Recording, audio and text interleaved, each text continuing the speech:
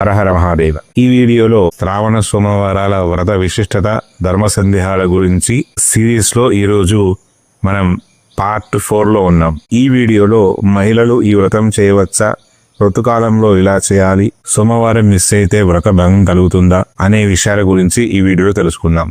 మహిళలు ఈ శ్రావణ సోమవార వ్రతం చేయవచ్చా?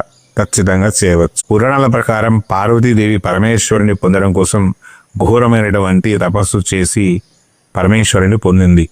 అందుకే శ్రావణ సోమవారం అనేది మహిళలు ఎక్కువగా పెళ్ళైన వాళ్ళు భర్త ఆయుష్ కోసం, ఐశ్వర్యం కోసం చేస్తారు. అదే పెళ్లి కాని మహిళలు ఇష్టవరుడు రావడం కోసం భక్తితో చేస్తారు. అయితే ఈ వ్రతం మహిళలకి కాదు, పురుషులు, యువత, వృద్ధులు, పిల్లలు, భక్తి ఉన్నటువంటి ఎవరైనా కూడా ఈ వ్రతం చేయవచ్చు. ఇక సున్నితమైనటువంటి ప్రశ్న ఏమిటంటే, ఋతుకాలంలో మహిళలు ఈ వ్రతం చేయవచ్చా?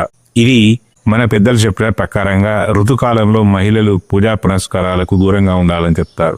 కానీ ఓం నమ శివాయ అనేటువంటి పంచాక్షరి మంత్రాన్ని మనన చేస్తూ భగవంతునికి సన్నిహితంగా ఉండవచ్చు. ఒకవేళ ఒక సోమవారం మిస్ అయింది అంటే మొత్తం శ్రావణ సోమవారాల వ్రత ఫలితం మనకు దక్కుతుందా లేదా అని ఒక ప్రశ్న వేస్తారు. ఆ పరమేశ్వరుడు కరుణామూర్తి. మనం ఒక సోమవారం ఏ కారణం చేతైనా కూడా మనం ఆ యొక్క పూజ చేయని పక్షాన నెక్స్ట్ వచ్చేటువంటి సోమవారం రోజున విశేషమైనటువంటి పూజ చేసి మన భక్తిని స్వామివారిని చూపించుకోవాలి.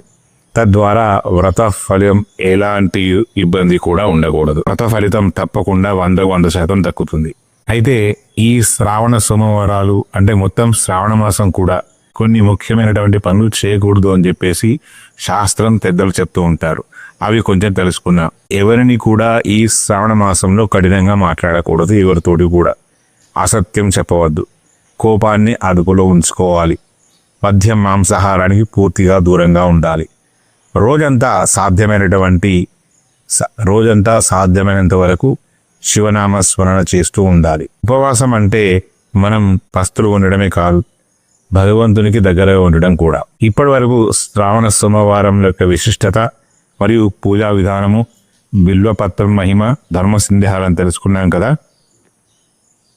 కానీ ఈ వ్రతం వెనుక ఉన్నటువంటి అసలు కథ ఏమిటి? పార్వతీదేవి తపస్సుకు శ్రావణ సోమవారాలకు ఉన్నటువంటి సంబంధం ఏమిటి?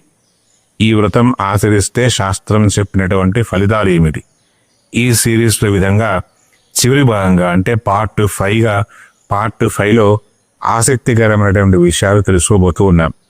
ఈ వీడియో మీకు నచ్చినట్లయితే, మీకు ఉపయోగంగా అనిపిస్తే ఖచ్చితంగా లైక్ చేయండి, షేర్ చేయండి.